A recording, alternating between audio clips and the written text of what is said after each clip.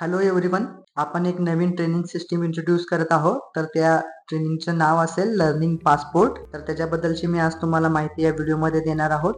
तर सध्या आपण नवीन लर्निंग पासपोर्ट सिस्टीम चालू करतोय, जे ट्रेनिंगच्या रिगार्डिंग असेल. स्टाफने ट्रेनिंग कशा पद्धतीने घेतलं यामध्ये त्याची नोंद असेल, त्याला आपण लर्निंग पासपोर्ट म्हणू.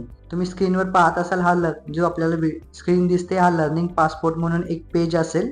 ते पेज प्रत्येक स्टाफला दिलं जाईल आणि एक फाईल दिली जाईल आणि हे फाईल आणि पेज त्या स्टाफने व्यवस्थित आपल्यापाशी सांभाळून ठेवायचं आहे आणि जेव्हा ट्रेनिंग कंप्लीट होईल तेव्हा त्या ट्रेनरची सिग्नेचर त्यावरती घ्यायची आहे. तर यामध्ये वेगवेगळे कॉलम्स आहेत, वेगवेगळे प्रोव्हिजन्स आहेत.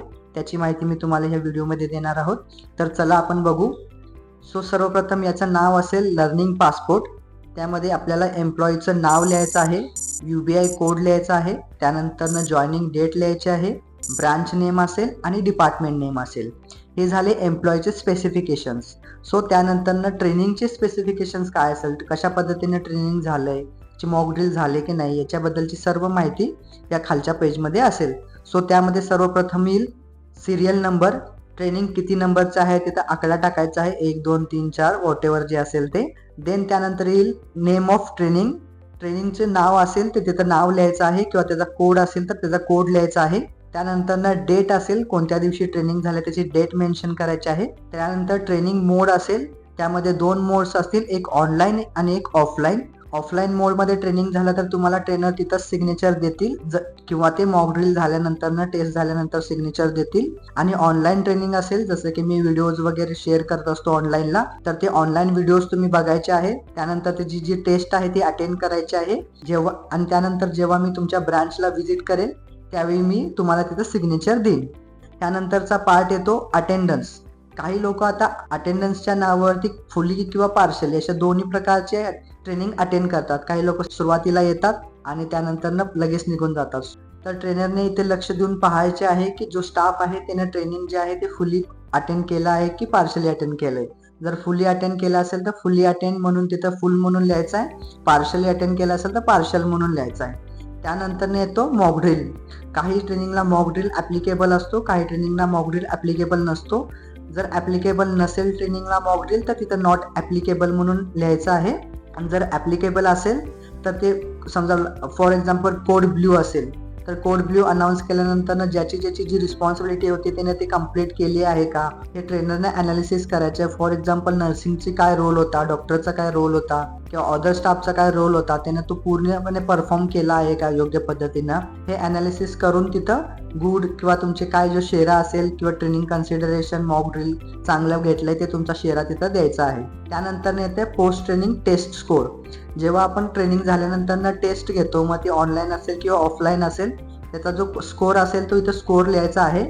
आणि जर ट्रेनरला वाटते की हा स्कोर बरोबर नाहीये आणि रिट्रेनिंग घ्यायची गरज असेल तर त्यानं रिमार्कमध्ये सुद्धा तसं लिहायचं आहे.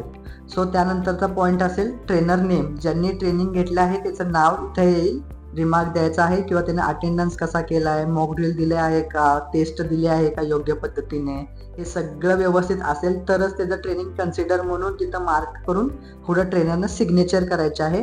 अदरवाईज जर त्याला रिट्रेनिंगची गरज असेल किंवा योग्य पद्धतीने ट्रेनिंग घेतलेलं नाही तर तशा पद्धतीचं रिमार्क्स तिथं द्यायचा आणि सिग्नेचर करायचं आहे. तर त्या व्यक्तीचं ते ट्रेनिंग कन्सिडर केलं जाणार नाही. जर पार्शली ट्रेनिंग तुम्ही अटेंड करताय तर ते सुद्धा ट्रेनिंग कन्सिडर केलं जाणार नाही, तुम्हाला रिट्रेनिंग घ्यावं लागेल. हे झाली माहिती पासपोर्टची. देन आपण आता हे जे प्रोव्हिजन्स बघू. आता जेव्हा आपण हे वर्षभर कार्ड जेव्हा एम्प्लॉयकडे असेल तर त्यानं ते व्यवस्थित सांभाळून ठेवायचं आहे. हे जर हरवलं, फाटलं किंवा काही पद्धतीनं त्याच्यावर नुकसान झालं जेणेकरून हे तुमच्यापाशी नसेल तर त्याचा जो लॉस असेल तो पूर्णपणे स्टाफला असेल. तिथं कोणतेही कन्सिडरेशन केलं जाणार नाही. हा स्ट्रिक्टली रूल फॉलो केला जाईल. त्यामुळे हा कसं सांभाळून ठेवायचं ते स्टाफनी तुमची जबाबदारी आहे, तुम्ही स्वतः ठरवा. देन टोटल झालेल्या वर्षभराच्या ट्रेनिंगमध्ये 75% जर कोणत्याही स्टाफने ट्रेनिंग अटेंड केलेलं नाहीये तर त्याचं नाव ॲन्युअल अप्रायझलमध्ये घेतलं जाणार नाही. याची नोंद प्रत्येक स्टाफने घ्यावी. जर तुम्ही 75% अटेंड केलं नाही तर तुमचं अप्रायझल होणारच नाही. त्या वर्षाचं तुम्ही अप्रायझल विसरून जायचं.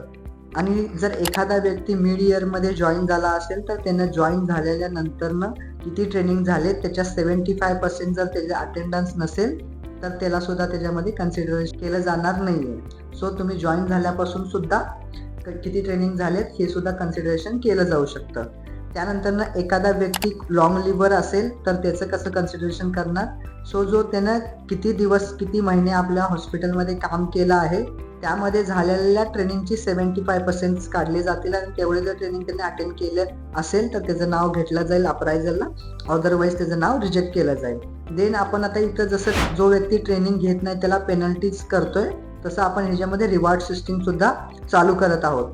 ज्या व्यक्तीने किंवा ज्या स्टाफने 100% ट्रेनिंग पूर्ण व्यवस्थित घेतला असेल त्याला फेब्रुवारीमध्ये जेव्हा आपण ट्रिपला जातो तिथे एक कार्यक्रम घेऊन त्या व्यक्तींना आपण बक्षीस सुद्धा देणार आहोत. तर प्रत्येक ब्रांचमधून आपण 4 लोकांना तिथे सिलेक्ट करणार आहोत. त्यामध्ये 2 कॅटेगरी असेल, एक क्लिनिकल आणि एक नॉन क्लिनिकल. क्लिनिकलमध्ये एक मेल असेल एक फिमेल असेल आणि नॉन क्लिनिकलमध्ये एक मेल आणि एक फिमेल असेल. हे ट्रेनिंग पासपोर्ट जो आहे ते सर्वच स्टाफला लागू आहे. काही लोकांना किंवा काही डिपार्टमेंटना वाटतं की आम्हाला हे ट्रेनिंग ॲप्लिकेबल नाही आहे. सो मी त्यांची नाव फक्त खाली मेन्शन करतोय. त्यामध्ये हेल्पलाईन डिपार्टमेंट असेल, अकाउंट डिपार्टमेंट असेल, मार्केटिंग डिपार्टमेंट असेल, ऑप्टम डिपार्टमेंट असेल. सो एव्हरी जो आपल्या इथं स्टाफ आहे हाऊसकीपिंग पासून ॲडमिन पर्यंत सगळ्यांना हा रूल ॲप्लिकेबल आहे. तर त्यांनी प्रत्येकाने हे ट्रेनिंग 75% मिनिमम घ्यायचेच आहे. फक्त विजन सेंटरमध्ये काम करणाऱ्या स्टाफला यामधून फिजिकल ट्रेनिंगसाठी सूट देण्यात आली आहे. बाकी जे ऑनलाईन ट्रेनिंग होईल त्याच्यासाठी बंधनकारकच असेल. पण एक स्टाफ विजन सेंटरमध्ये काम करत होता आणि मिड इयरला जर त्याचं ट्रान्सफर ब्रँचला झालं असेल तर त्यानंतरनं जेवढे ट्रेनिंग झाले ते ट्रेनिंग त्या स्टाफला घेणे बंधनकारक असेल. यामध्ये ट्रेनर लोकांना एक सूचना असेल की जसं आपण NABHच्या गाईडलाईन्स प्रमाणे ट्रेनिंग अटेंडन्स घेतो त्याच पद्धतीने तुमचं ट्रेनिंग अटेंडन्स घ्यायचं आहे. तुमच्या ट्रेनिंग अटेंडन्समध्ये किंवा काही जे डॉक्युमेंटेशन आहे त्याच्यामध्ये काही बदल होणार नाही. हे जे लर्निंग पासपोर्ट आपण चालू केलं आहे ते फक्त स्टाफ कोणता कशा पद्धतीनं ट्रेनिंग अटेंड करतोय याच्याबद्दलची माहिती मिळण्यासाठी आहे. सो तुमचा जो रूल असेल त्या पद्धतीनंच तुम्ही तुमचं जे ट्रेनिंग रेकॉर्ड्स असतील ते सांभाळून ठेवा. आणि हे जे ॲप्लिकेबल असेल ते आपण 1 सप्टेंबरपासून चालू करतोय. पण जुलैपासून आपण ट्रेनिंग चालू केलेले आहेत. तर जुलैमध्ये जे ट्रेनिंग झालेले आहेत त्या लोकांचा अटेंडन्स शीट आम्हाला त्या ॲडमिनने पाठवलेले आहे. त्या पद्धतीनं ॲडमिनने त्यांचे जे जुलैपासून ट्रेनिंग झालेले आहे ते यामध्ये भरून घ्यायचे आहेत.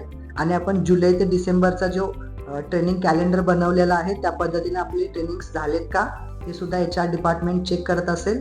आणि डिसेंबर नंतरनं परत आपल्याला जानेवारी ते जूनपर्यंतचे ट्रेनिंग कॅलेंडर्स बनवायचे आहेत. तर प्रत्येक ॲडमिनला एक रिक्वेस्ट असेल की आपले जे ट्रेनिंग कॅलेंडर आहे ते तुम्ही रिसेप्शनच्या इथं शो करून ठेवा जेणेकरून प्रत्येक स्टाफला कोणतं ट्रेनिंग कधी आहे याची पूर्ण माहिती मिळेल. किंवा तुमचे जे ग्रुप्स आहेत त्याच्यावरती तुम्ही शेअर करून ठेवा. त्यामुळं प्रत्येक स्टाफला माहीत असलं पाहिजे की आता नेक्स्ट वीकमध्ये किंवा नेक्स्ट महिन्यामध्ये कोणते कोणते ट्रेनिंग येणार आहेत आणि आपल्याला कोणते कोणते ट्रेनिंग अटेंड करायचे आहेत. ओके. याबद्दल अजून काही तुम्हाला शंका असेल तर तुम्ही HR डिपार्टमेंट किंवा माझ्याशी कॉन्टॅक्ट करू शकता. आम्ही तुम्हाला पूर्ण माहिती देऊ. आय होप तुम्हाला सगळं समजलं असेल. थँक्यू.